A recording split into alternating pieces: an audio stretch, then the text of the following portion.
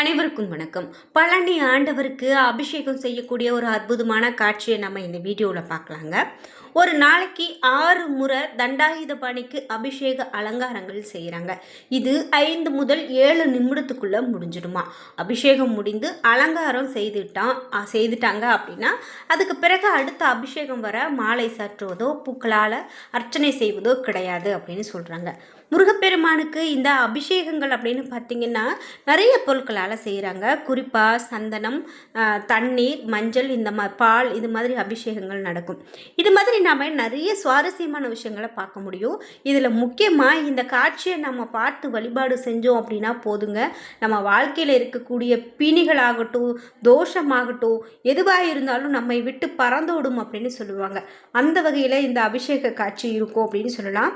இந்த வீடியோவில் தொடர்ந்து பாருங்கள். அந்த வீடியோ காட்சியையும் நான் இணைச்சிருக்கேன். இந்த வீடியோவை ஸ்கிப் பண்ணாமல் பாருங்கள். இந்த வீடியோவை பார்க்கும்போதே பழனி ஆண்டவருக்கு அரோகரா, பழனி ஆண்டவருக்கு அரோகரா என்ற வாசகத்தை கமெண்ட் பாக்ஸில் பதிவிட்டுட்டு, நீங்கள் சமீபத்தில் பழனிக்கு போயிருக்கீங்களா, அதே போல் 6 படை வீடுகளில் நீங்கள் எத்தனை படை வீடுகளுக்கு இது வரைக்கும் சென்றிருக்கீங்க அப்படிங்கிற உங்களுடைய கருத்துக்களை மறக்காமல் கமெண்ட் பாக்ஸில் பதிவிடுங்க. வீடியோ கண்டிப்பாக உங்களுக்கு ரொம்ப பயனுள்ளதாக இருக்கும். ஸ்கிப் பண்ணாமல் பாருங்கள். நீங்கள் இன்னும் உற்சாகம் டிவி சேனலை சப்ஸ்கிரைப் பண்ணாமல் இருந்தால் சப்ஸ்கிரைப் பண்ணிக்கோங்க. கூடவே இருக்க பெல் ஐக்கானை மறக்காமல் கிளிக் பண்ணிடுங்க. வாங்க வீடியோக்குள்ளே போகலாம். இந்த வீடியோ பார்த்துட்டு இருக்கக்கூடிய உங்களுக்கு வாழ்க்கையில் நல்ல ஒரு தொழில் அமையல, வீட்டில் எப்போ பாரு கடன் பிரச்சனை, நான் வீடு கட்டணும்னு நினைக்கிறேன் ஆனால் அதுக்கான வழி கிடைக்கல அப்படின்னு சொல்லி எல்லாம் வருத்தப்பட்டு இருக்கீங்களா? இந்த வீடியோக்கு கீழே டிஸ்கிரிப்ஷனில் வராகியம்மன் ஜோதிட நிலையத்தின் தொலைபேசி எண் கொடுத்துருக்கேன். அந்த எண்ணுக்கு தொடர்பு கொண்டு பேசி பாருங்கள். கண்டிப்பாக உங்கள் வாழ்க்கையில் இருக்கக்கூடிய எல்லா பிரச்சனைகளுக்கும் சரியான தீர்வு கிடைக்கும். இப்போது ஒரு முறை பார்த்தாலே கோடி புண்ணியம் தரக்கூடிய அந்த வீடியோ காட்சியை பார்க்குறோம். இந்த வீடியோ காட்சியில் அந்த முருகப்பெருமானுக்கு அபிஷேகம் செய்யக்கூடிய காட்சியை பார்க்குறேங்க. இந்த அபிஷேகமானது காண கிடைக்காத அபிஷேகம் அப்படின்னு சொல்லலாம். பொதுவாகவே கடவுளுடைய அபிஷேகங்களை பார்த்து நம்ம வழிபாடு செஞ்சோம் அப்படின்னாலே போதும், நமக்கு இருக்கக்கூடிய துன்பங்கள் எல்லாம் பறந்தோடும் அப்படின்னு சொல்லுவாங்க. அந்த வகையில் இந்த அபிஷேகத்தை நீங்கள் பார்க்கும்போது பழனி ஆண்டவருக்கு அரோகரா, தண்டாயுதபாணிக்கு அரோகரா என்ற வாசகத்தை கமெண்ட் பாக்ஸில் பதிவிட்டுட்டு வீடியோவை ஸ்கிப் பண்ணாமல் பாருங்கள். முருகப்பெருமானுடைய 6 படை வீடுகளில் ஒன்று தாங்க பழனி. இங்கே இருக்கக்கூடிய முருகன் சிலை போகர் அப்படின்னு சொல்லக்கூடிய சித்தரால் செய்யப்பட்டிருக்கிறது நம்ம எல்லோருக்கும் தெரிந்தது தான்.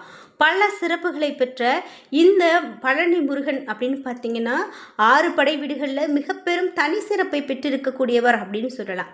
பழனிக்கு நம்ம போய் வழிபட்டுட்டு வந்தோம் அப்படின்னா போதுங்க, நம்ம வாழ்க்கையில் இருக்கக்கூடிய பிரச்சனைகள்லாம் தீர்ந்தது அப்படின்னு சொல்கிற வகையில் நமக்கு ஒரு நிம்மதி கிடைக்கும். முருகப்பெருமானுடைய நவபாஷான திருமேனி ஆண்டி கோலத்தில் தண்டத்தை தாங்கிய ஒரு திரு உருவமாக இருக்கும் அப்படின்னு சொல்லலாம்.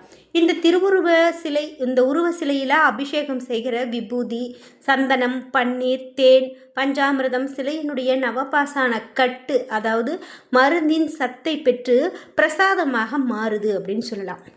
இதை நாம் உட்கொண்டோம் அப்படின்னா உடலில் இருக்கக்கூடிய நாட்பட்ட கொடிய நோய்களை கூட போக்க வல்லது அப்படின்னு சொல்லுவாங்க. இப்படி ஆயிரக்கணக்கான வருடங்களாக மக்கள் கொடிய பிணிகளில் இருந்து மீட்டு வந்த இந்த தண்டாயுதபாணி நவபாசான சிலை திருமேனியில் ஆயிரம் அதிசயங்கள் இருக்குங்க. இன்றைக்கும் நாம் இவ்வளவு தொழில்நுட்பம் இருக்கக்கூடிய இந்த காலகட்டத்தில் கூட இப்படிப்பட்ட ஒரு அற்புதமான பிணி தீர்க்கக்கூடிய நவபாஷான சிலை உருவாக்க முடியுமா அப்படின்னு கேட்டால் அது சந்தேகம்தான். இந்த நவபாஷான சிலை அப்படின்னு பார்த்திங்கன்னா தண்டாயுதபாணி முருகனுக்கு 6 கால பூஜை நடத்துவாங்க. இந்த 16 வித அபிஷேகம் அப்படின்னு சொல்லுவாங்க. 16 வகை அபிஷேகம், 8 வித வேடம், அதாவது சாத்து, சன்னியாசி, வேடர், விருத்தர், சண்முகர், சுப்பிரமணியர், வேதியர், ராஜ அலங்காரம் அப்படின்னு 8 வித அலங்காரம் செய்யப்படுது. நவபாஷான முருகனுடைய திருமேனியில் ராக்கால பூசையின் போது சந்தன கட்டையை அரைத்து சிரசில் வைத்து விடுவாங்க.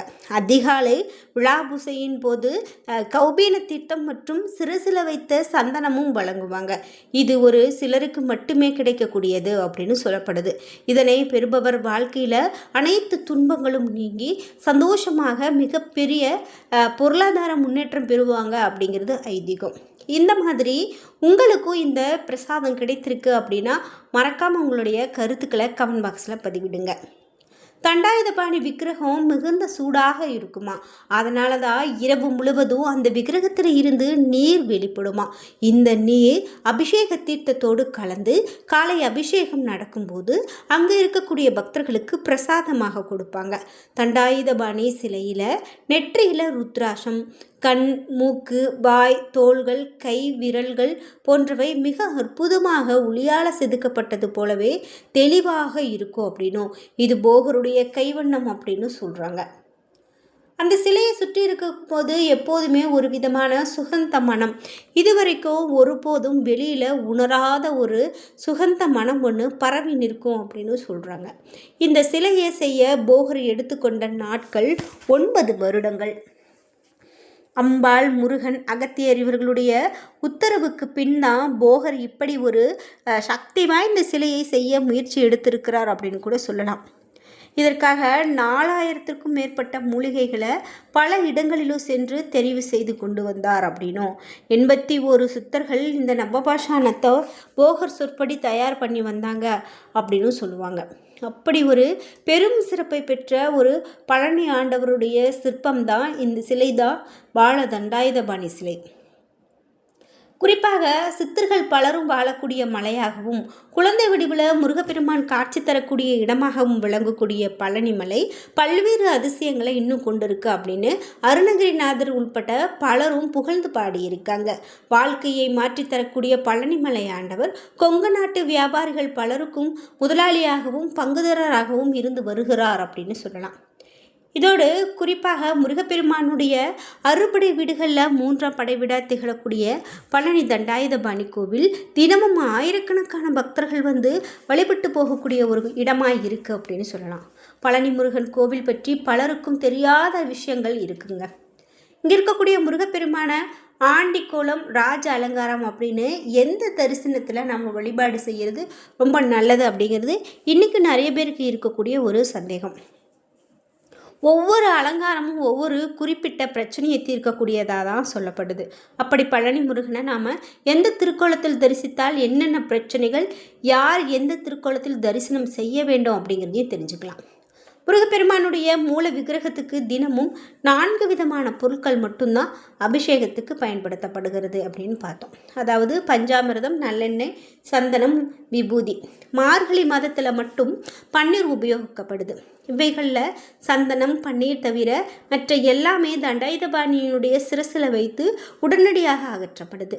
அதாவது முடி முதல் அடி வர அபிஷேகம் என்கிற முழு அபிஷேகம் சித்தர் உத்தரவால் பக்தர்களுக்கு வழங்கப்படக்கூடிய ஒரு பிரசாதம். இது கிடைப்பதே மிகவும் புண்ணியம் அப்படின்னு சொல்கிறாங்க. குறிப்பாக இங்கு அபிஷேகம் நடக்கும் வர மாலை சாற்றுவதோ பூக்கள் அர்ச்சனை செய்வதோ எதுவும் கிடையாது. இரவில் முருகனுடைய மார்பில் மட்டும் வட்ட வடிவில் சந்தன காப்பு சாத்தப்படுது. விக்கிரகத்தின் புருவங்களுக்கு இடையில் ஒரு பொட்டு அளவு சந்தனம் வைக்கப்படும். முந்தைய காலத்தில் சந்தன காப்பை முகத்திலும் சாத்தி கொண்டிருந்தாங்க. பின்னால் இந்த முறை மாற்றப்பட்டிருக்கு. தண்டாயுதபாணி விக்கிரகம் நவபாசானத்தால் செய்யப்பட்டது என்பதால் எப்போதுமே சூடாக இருக்கும் அப்படின்னு சொல்லப்படுது. பழனியில் 2 மரகத லிங்கங்கள் இருக்குங்க. ஒன்று முருகன் சன்னதியில், இன்னொன்று போகர் சமாதியின் மேலே இருக்கும். இந்த 2மே போகர் பூஜை செய்ததாக இந்த தகவல் ஒன்று சொல்லப்படுது.